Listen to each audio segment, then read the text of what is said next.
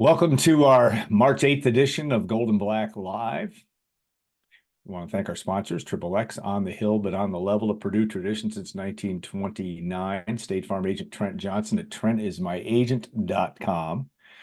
And also a reminder, which Brian always reminds me to say, and I never do, is you can subscribe to goldenblack.com. What a good idea, especially for all the coverage that Brian's going to bring in the NCAA tournament, Big Ten tournament upcoming, but go to goldenblack.com and consider subscribing as well. Great time to do so. You'll join the thousands that have already done that. So, Brian, I want to start. It's senior day coming up on Sunday against Wisconsin. Purdue's taken care of all the business it needs to in terms of the Big Ten race. But I think it'll be an interesting, what do you expect? I mean, Wisconsin's really been struggling in a lot of ways. It doesn't look like a game that Purdue's going to take its foot off the gas pedal at all. And a team that had beat up in Madison, though Wisconsin was 6th ranked when that game was played. But you look at the game Sunday, what do you expect to see from Purdue? Well, yeah, wasn't it like 2 weeks ago that Purdue was 2 games behind Wisconsin in the Big Ten standings? Yeah, it seems like it. No, I expect Purdue to keep going all out to win. I don't think anything, and I don't think anybody wants to lose on senior day. Purdue Yeah. just ruined Illinois senior night, and I have a really hard time seeing Zack Hemsey lose his last game in Mackey Arena. I have a really hard time seeing Wisconsin beating Purdue, period. Purdue's been really consistent all season long. They've been really good all season long. They've been good at home. They've been pushed a couple times, but really only a couple times.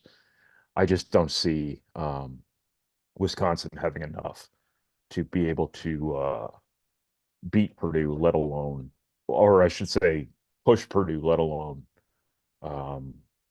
beat Purdue. I think when you look at the game in Madison, that was a much higher stakes game for both teams, and Purdue really handled them in that game. I can't even remember what the final score was, but it was probably Six closer than points at the end, reality. but yeah, yeah, I think a yeah. lot of these Purdue wins this year have been like 6, 8 points, but they've been much more one-sided in reality than the final score actually reflected. The first Illinois game is a good example. That was only a 5-point margin, but that was essentially a double-digit win. The Wisconsin game at Wisconsin was the same way. The Michigan game at Michigan obviously was the same way. I thought the Michigan State game in Mackey Arena was the same way. Um, but no, I think that Purdue will come out charged up. I think it'll be important for Lance Jones to not get too excited in his last game in Mackey Arena. I think you know this will be a memorable farewell to a guy who might go down, and you might know better than me. The greatest player in Purdue basketball history.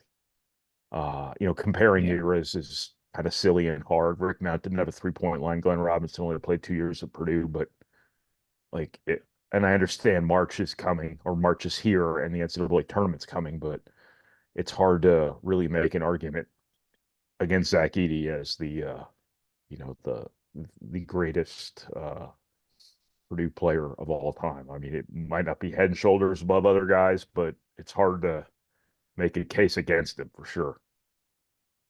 Yeah, I would agree. I mean, I think it's interesting that you're right. I agree that comparing eras is next to impossible. Yes, Glenn. Yes, if and he will be the back-to-back National Player of the Year as well. I suppose Glenn Robinson could have been, since he did win it in the year, and had he stayed another year. But yeah, if he gets Purdue where the Boilermakers want to be, I don't think there's any question that he is right there. One thing that's interesting about him, and you look at his legacy. I guess it's time to look at some of those kinds of things. But just he's played the game the way he's supposed to play it, and that's close to the basket and using all of his physical tools to an advantage. Maybe that makes him less. Obviously Mount and Robinson shot jump shots and did other things as well. But again, you look at everything he's done and everything he has brought to this program from a standpoint of not only high visibility, but the fact that he's unselfish. He seems to be all about winning and nothing more. I mean, it's again pretty hard to put that into words. You're going to have to do that here in the next little bit of time, but his legacy is going to, especially in Mackey Arena now that we're looking at his last game is hard to is really second to none. Well, he's a much more multifaceted player than people give him credit for. Everybody Exactly perceives him right. as this battleship that just parks in front of the rim and just overpowers people and is just bigger than everyone. It's not reality. It's he's going to lead the Big Ten in scoring again. He's got my vote for Big Ten Defensive Player of the Year. Whether or not he gets it or not, I don't know. But I'm a firm believer that defensive rebounding is a big part of defense. He's Hmm. the Big Ten's best rim protector. He has Purdue's offense is transformed this year, in part because they're using Edey more away from the basket. Not your uh, this is not your grandfather's Purdue offense here. This is they have completely changed what they do in terms of ball screen offense and things like that. Braden Smith has unlocked that. He's unlocked something else in Zack Edey. Edey has come a long way as a passer.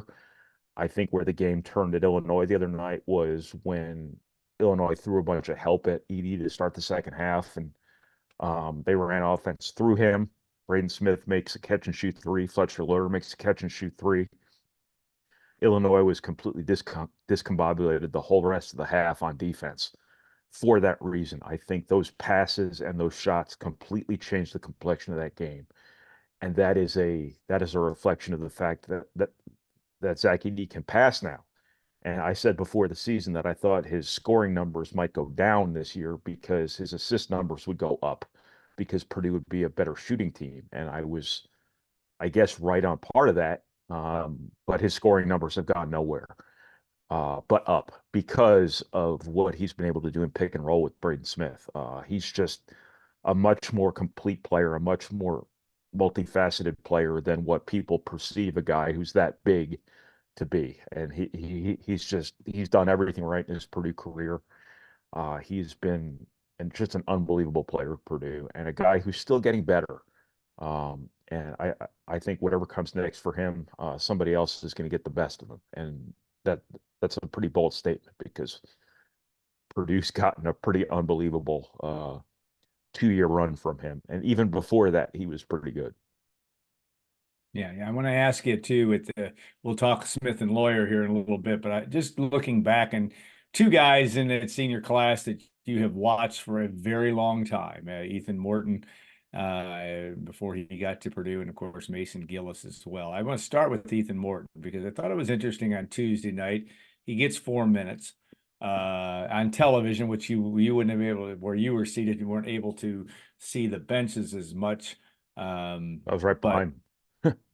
yeah, you're behind it, but I mean, you Yeah. couldn't see their faces coming off the bench to greet guys. I thought Ethan Morton did an interesting job of really working with not only Braden Smith, but I think also Cam Heide in terms of just telling him what to do defensively. And here's a guy that kind of, in some ways, takes his position. Obviously, the job that Heide Yeah, did no question. defensively and Damask was impressive. But talk about Ethan Morton. I mean, here's a guy that pretty selfless, it seems. I know he's a competitor and wanted to play a little bit more than he did this year, but he still has a big role in this basketball team. But just talk about the way his career has developed and what his legacy will be in your view at Purdue. Yeah, just a great program guy. I mean, he's obviously sacrificed quite a bit. I think that's part of what has made this team work. You have three guys, Morton and Mason Gillis are seniors. Caleb First is not, but he's another guy. Those guys started a lot of games for Purdue, helped Purdue win a lot of games. And, you know, theoretically, your final year should be your best years, your biggest opportunities. And all of those guys have had to accept something less than what they might have earned prior in their career, and they've been all about winning, as is becoming kind of the cliche around this whole season. And I think they all deserve immense credit for that. This doesn't work the way it's worked. If one of those guys or two of those guys sitting there on the bench complaining about their playing time or not getting enough shots, things like that. And I think Ethan Morton is as self-aware a player as I think I've ever covered, to the point where sometimes I think he's not as confident in himself as he could be, um, Yeah. because he understands his own limitations, maybe as much, if not more, than he understands his own strengths. I don't know if that makes any sense or not, but Yeah, it does. I think he's had an eventful career at Purdue. His freshman season was a wash, remember? Um, and that set him back. I think his sophomore year was absolutely tremendous. He was a huge part of that team's success. He was one of the great kind of as needed players. You could put him in there to do whatever you needed to do at any given point in time. He would make open shots, and I think that whole season he understood that he had kind of captured lightning in a bottle with his shooting that year, and um, it might not be permanent. And since then he's not shot the ball so well, but his value was never defined by shooting. I mean, that was part of his Yeah. value as a sophomore, a big part, but he was never a shooter per se. I think his decision making, his passing, his just understanding of a role, his defensive impact, his defensive versatility, his malleability, things like that, in terms of what was needed on any given night in any given game. I think we're a big part of this. He's been a great teammate. Um, he's been a great thinker of the game. He's really put the team ahead of himself, and I think that's a pretty high compliment for him. But no, I think he's always tried to help the people around him, um, even as they're more or less replacing him. In the case of Yeah. Camden Heidi, I think Heidi's becoming that sort of multi-tool defender who can guard a lot of people. Um, Very similar situation to what Morton did as a sophomore. And to your point about Morton helping Heidi, that's what makes this work. Having guys like that on your team, that's what makes this whole thing work. That's chemistry, that's selflessness, and when that's coming from a senior, that should filter down to everybody else in the roster. And it has, I think, and from that standpoint. And again, who knows in the remaining games for Purdue this year, they could still play as many as 10 games, amazingly. And my guess is he'll have a role defensively, especially as Purdue tries to make its way deep into March and April. All right, Mason Gillis, I want to start, with him and another a similar story to Morton. Obviously, Gillis has played a bigger role this year and has been really the six starters you've talked about many Yeah. times, and maybe win sixth man of the year, should win it as well, and hit big shots Tuesday night against Illinois, as he has been doing all really out pretty much his entire career, but certainly all year. But talk about just when you first saw Mason Gillis play, and and did you get what you expected out of him? Not what you expected, but what you saw early to what you see now as a player. He certainly has made a huge impact on Purdue basketball. When I first saw Mason Gillis play, he was in high school, and he was a very different Yeah, player than he is now. Much more athletic, much more of a go-to scorer type of guy. The knee injuries in high school really probably took away from that a little bit, but probably also shaped him to what he is now, an absolute grinder, and somebody who's just had that unbelievable knack for just changing a game by chasing an offensive rebound. That is a very unique ability. And Purdue's had maybe a couple of guys. Chris Kramer was one who could do that, but that's a very, very unique characteristic to have. The fact that he's really been a shot maker too, and such a good leader for this team. This is the classic example. Mason Gillis is a really competitive guy. He really, really, you know, um, was in a position this year where he has earned at Purdue a big time role and like a starting one of your team's best players sort of role. And he's, obviously Purdue made the personnel move going with Trey Kaufman-Renn as the starter. I think he started every game this year, but Gillis ends up playing more because that's the way sometimes the matchups go a lot.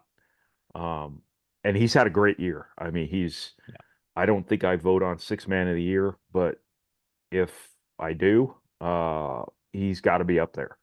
And it's almost disingenuous to call him a six man because Yeah. you look at him as a six starter, you look at Trey Kaufman-Renn and Mason Gillis as a combination as a starting player, in which case I think Purdue would have five all Big Ten starters. Um, but obviously you can't morph those guys into one person. Gillis is just, I mean, he's just the ultimate competitor, and he's a guy who everything he does 100 miles an hour. He does full speed. He does full bore. Sometimes for better and worse. Unbelievable student, unbelievable leader, unbelievable energy, unbelievable intensity, unbelievable competitor, nonstop motor. You just can't say enough about what he has meant to Purdue's kind of basketball culture. Too, he's been sort of um, one of those tone setters. He's been the ultimate compliment to Zach Edey. I think those two go perfectly together, tethering them together on the floor together. How many times can I say together? Yeah. I just think he's been everything, Purdue always has held itself up as everything that, Purdue wants to build its program around. And I just can't say enough good things about him. Yeah, Matt Painter said, I think after Tuesday night's game about something about talking about it, Gillis's desire to get into a fight or bring the fight He'd to the rather fight games, you so to than talk speak. to you. Yeah. Yeah, and I like that quote. And yet Gillis, like you talked about, if you talk to the guy, we know he's a bright guy. He's extremely personable and a guy that brings it. But talk about that need that he's brought to, not to produce a bunch of nice guys, but they have this wonderful culture, as we always talk about, but they've got some guys with edge. Braden Smith has that as well. Lawyer certainly has that. Gillis has that. That blend really helps, and Gillis, I think, leads the pack in terms of being that kind of that alpha male when it comes to, making sure that they're supporting your teammates from a physical nature. Well, you can be a nice guy and a competitor at the same time. Yeah, I think Trey Kaufman-Renn is one of the most unique people I've ever covered at Purdue because he's the most thoughtful, intellectual guy think I've ever covered on Purdue's basketball team. But he also works his what off, and he's really competitive, and he just wants to win so bad. Um, I think Braden Smith is the ultimate competitor. I think Fletcher Lawyer is his quiet competitiveness is something I don't think really is noticeable on TV or even in an arena. But when you're around the guy and you realize what a kind of savage competitor he is, it really belies, the optics of it because he looks like your paper boy. Um, yeah. but Gillis is obviously the guy who wears it on his sleeve as much as anybody else. And, the worst place to be is between him and a loose basketball. Yeah. I think he's one of those rare guys, as I mentioned before, that could impose his will on games and just change it by just trying really hard. I think that play he made against Michigan State, where he just chased the ball and smacked it back to Edey for a 3-point play, was maybe not intentional, but just classic um, productivity, finding somebody who just tries really hard. I just think this is a much more competitive, a much more confident Purdue team than it was a year ago, and Mason Gillis and on down the line have everything to do with it. All right, the other senior player that's going, well, there's two more, but we're on with Lance Jones. Obviously, only a year at Purdue, but if Purdue gets to where it wants to in the NCAA tournament, he's going to have everything to do with Purdue's growth throughout the course of the year. Just talk about, he went through some a huge personal tragedy when he came here, when he was on his visit, and when his dad passed away shortly after that. But the fact that you've written about it many times, the fact he plays with joy seems to maybe loosen this team up a little bit, or I don't know in terms of did he have that effect, but again, he has been a remarkable find, but also as a player that's played in this game for a while in college, his career, his legacy, not only just at Purdue, but at Southern Illinois, is pretty well cemented in a very, very, very good college career. Yeah, he's really completed Purdue from a basketball perspective. With his athleticism, him filling that need for a secondary ball handler, I think he's the reason they've been so good against presses. In addition to having Braden Smith, obviously having two of those guys is a big deal. But I think beyond that, I think he's another one of these guys, and there's a couple of them on this team, starting with Braden Smith, whose just demeanor just wore off on Mhm. this team. I think his energy really was a breath of fresh air for this team. There is a reality here that, for Purdue, this whole season could have been a year-long, panic attack because of all the negativity around them because of what happened in the NCAA tournament last year. Just him being kind of a mood changer to a certain extent. I think there was some value there. Whether or not anyone would say that out loud, I don't know. But if you just watch the games and you see this guy with a big smile on his face who's, really excitable, really exciting, um, there's got to be value to that. Beyond that, I think that his fearlessness is another part of it. His perimeter defense. I think he's been a pretty good defensive player for Purdue this season. And obviously that's something pretty badly needed. Um, but just a great dude, just a really, really pleasant guy and an outlier in this mercenary culture that's taking over college basketball nowadays. I hate the COVID year, as you're well aware. I'm not a huge Yeah. fan of this. Everybody go recruit a new team every year stuff. But this is one of the success stories because this is a guy who got to a higher level. He didn't show up asking for money. He wasn't in it for anything other than wanting to play at the highest level, maybe set himself up for something professionally somewhere, um, and has been grateful for everything that's come his way at Purdue and has been the rare case of a guy who's only on a campus for like 6 months or whatever, really, really connecting with a campus community and really connecting with a program's culture and really connecting with a fan base. That's getting lost in all of this stuff. Perfect example, Illinois. They had their senior night yesterday. Four of those guys were transfers. Three of those guys were on campus for like a couple months because they're all 1 year grad transfers. And sort of the same thing with Lance Jones, where he wasn't here very long. But how attached can you get to a kid when he's only on your team for one season? I think Purdue has been the exception with Lance Jones to that rule where people will remember Lance Jones for a long, long time. People have come to really, really love Lance Jones, genuinely love him. And I think he's come to genuinely love, Purdue and, Purdue's fan base and all that. Just a really, really neat story. And one of the real success stories in this very bizarre college basketball environment. Him and Dalton Connect at Tennessee are two of the guys who really come to mind as guys who really, really are positive stories coming out of this really, really bizarre, you know, sometimes toxic transfer and NIL environments. Yes, as you so well documented, I had people read it to me verbatim during the game last night. Your comment about Illinois' lineup and where they got their guys from, beautifully written and articulated in a different situation certainly than what Purdue does. Lance Jones also, I think one of the things that we talked about a little bit is the fact that that joy and also that he doesn't have any memory of Purdue's checkered past in the NCAA tournament, and that can be of help as well. Do you think he has? I mean, and this isn't the top of mind concern for you, but he will play somewhere professionally. What you would think he will get an opportunity to do so. It should he choose to do that. I mean, he's got that ability. I'm not saying necessarily the NBA, but I am saying that he is a guy that ought to get a chance somewhere. Well, certainly, if he wants it, he'll have an opportunity to play overseas without question Yeah, and play for a very long time. But sometimes too, with the NBA, all you got to do is get your foot in the door, and funny things can happen. It's an athletes' league, it's an open court league, yeah. and that's where he excels, obviously. Um, He can create shots for himself.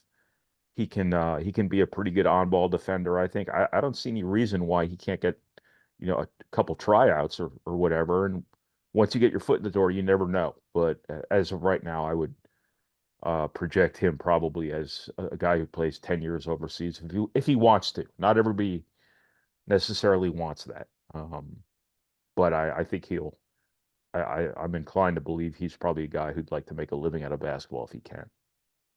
Yeah, no doubt. All right, Zach Edey, we didn't have enough time to go into his legacy, but just your experiences with him, not only watching him play and doing what he has done on the court, but his story, his demeanor, his selflessness for a guy that's a superstar is pretty remarkable. It's not pretty remarkable, it's very remarkable. And again, part of the story of this team has just been his desire to come back and do it with a chip on his shoulder, which seems to have permeated this team. But also, he didn't have to do that necessarily, and yet he chose to, and that speaks a lot about him. But there are going to be a lot of things you're going to remember about Zach Edey, but some of your reflections on him. Yeah, I think he probably owes me some medical bills for the kink in the back of my neck from having to look Yeah, up at him, interviewing him all the time. But yeah, no, let me tell a story here real quick yeah, about Zach Edey. I've had some health tribulations here in the last year or so, and back in the fall, I finished chemotherapy, and I wrote yeah, something about it. And I go to Big Ten Media Day in October, and I'm walking in, and I hear this voice behind me, Brian, Brian, Brian, and I turn around, and it's him, and he had just walked in with Purdue's contingent, and he had must have seen what I wrote or something, and out comes this gigantic hand. Hey, congratulations on finishing chemo, and like who who does that yeah, when yeah, there's so much going on for these guys. He's always been a guy who kind of thinks beyond himself, and I think he thinks of his teammates above himself. Like, I don't think Braden Smith needs people taking up for him. I think his play has spoken for itself. But Zach Edey has constantly been pushing Braden Smith's name out there on his various social media channels, and just the apparent relationship between those two guys has been really unique considering the dimensions of the two of them. yeah, But their symbiotic relationship on the court, has been really, really neat to watch. He's just been a selfless guy, a good dude, a really, really good representative of Purdue. Obviously, people have connected with him and his family. Mom is more popular than Zach is, but and for good yeah. reason. She's awesome. But She's awesome. no, it's just a great story. It's a wholesome story, it's an unbelievable story. And, one of the questions I want to ask Edie when we talk to him after the season is, who do you want to play you in the movie? Because Yeah, it would be perfectly reasonable for, this giant kid from Canada who's playing hockey as a sophomore, or whatever, and then just decides to pick up a basketball and then becomes this is, it just, you can't even describe it. Now, where his legacy ultimately falls in Purdue basketball history, I mean, it's hard. It's hard to do much more than what he's done. Now, what happens later this month is his obvious opportunity to cement himself as the greatest player in Purdue basketball history, in my opinion. yeah, Again, comparing eras is kind of funny, um, but ultimately his career gets judged in large part by winning. Now, he's won two straight outright Big Ten titles. That's a big deal. He's been part of three straight number one ranked teams. That's a huge deal. Um, Now comes the most important part. Fair or not, this is a cruel game, man. The NCAA tournament is just the most randomized championship event in sports, the cruelest championship event in sports. And you never know what's going to happen. And it's unfair that people's legacies get tied to this stuff. It's ridiculous that people get jobs and get fired off of this stuff. Um, but it kind of is what it is. So in the court of public opinion, in the court of perception, this is going to be a big month for Zach Edey. But everything he's done this season, last season, speaks to him really going out with a bang here. Yeah, I think it's well said. And the personal story, he said that is the little I know of Zack Edey, which is a little, and he is exactly what you said. He is just a selfless. He thinks of others first, and it shows on the basketball court. Okay, one other popular, we talked about. There's been a lot written about Braden Smith, and now that he is up for as a finalist for the Cousy Award, and is he going to make All Big Ten? Is he going to make All American first team? I should say. But Matt Painter also in Big Ten Coach of the Year, which I know is not going to happen, I don't think, unless I'm missing something, just because it doesn't go to one. He was one of the two favorites this year, certainly with Purdue and Michigan State, where they were the preseason favorites, I guess it's fair to say. But talk about the job he's done, just what you've watched again. You've kind of been used to being around him for a very long time. I mean, as long as he's been the head coach at Purdue. Anything that he has done differently, or what do you think has been his special suit this year in terms of helping Purdue to get to the level that it is currently?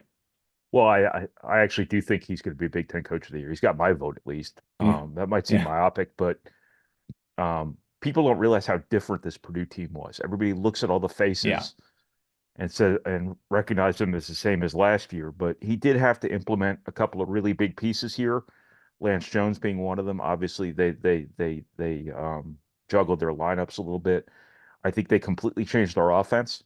Um, you know, this isn't the post-centric offense people think about when they think of Zach Edey and Purdue. They shifted their focus to more ball screens, which Braden Smith has unlocked something even more than last year from that, and I think that made Edey a better player. And I think they could have just kept on doing what they were doing last year, and it would have been hard to really argue with the results last year outside of that one game in March. Um, yeah, I think that this has been the most confident team I've ever covered, as I said before. Part of that is just the natural evolution of some of these guys, the maturation process, the experience factor, things like that. But this was a team that didn't have enough confidence when it mattered most last year, and they are they have 180-degree turned from that point to this point. And Painter has always been a big player empowerment guy when it comes to propping up his players and trying to cultivate confidence. And the players deserve the credit more than anyone in that regard because they've all grown up, they've all benefited from their experience.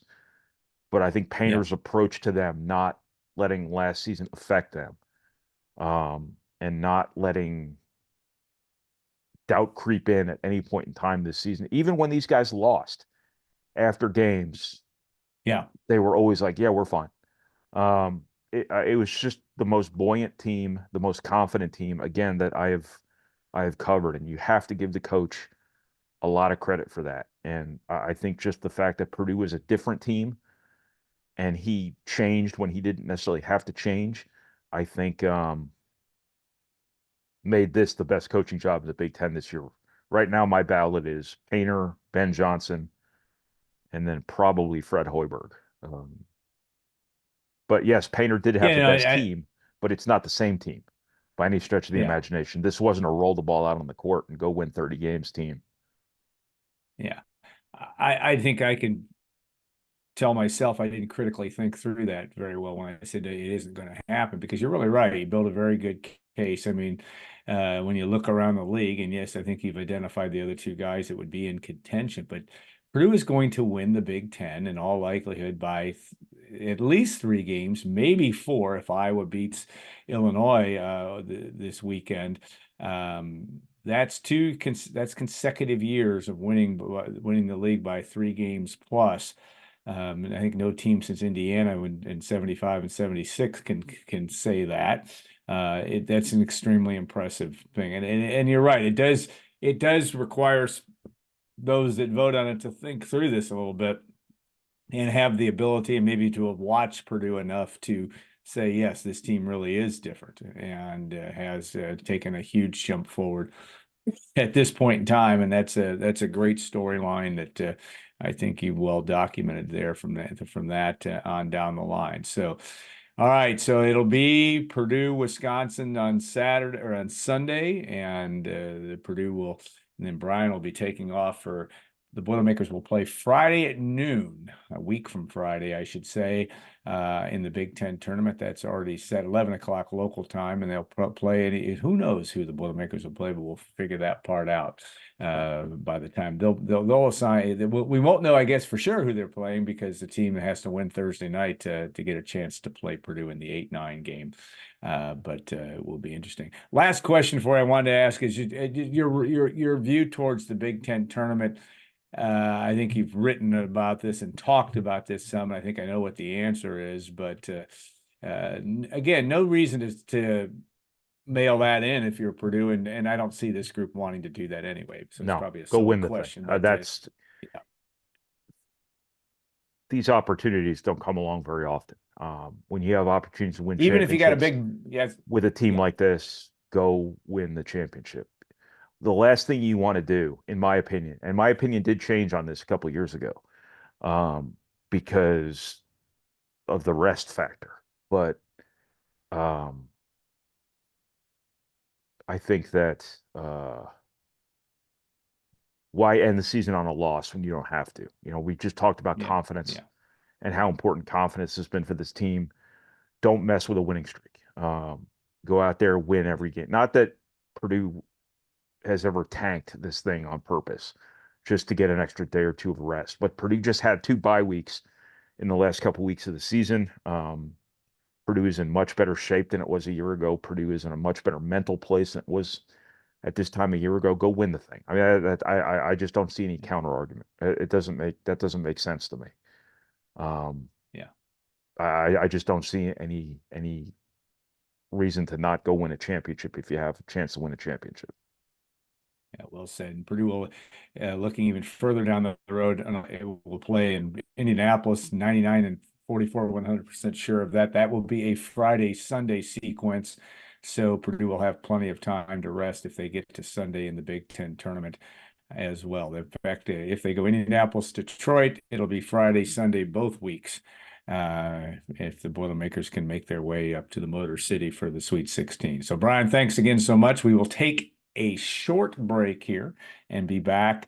More senior day talk as well, and we'll look forward to that as well. Stay tuned, but make sure you tune in and not only to Brian's rap video and drive home, great stuff on iTunes in addition to YouTube and on our site. But a lot of his coverage coming up for the next maybe the next 10 games for Purdue. So stay tuned. We'll be back in 2 minutes on Gold and Black Live.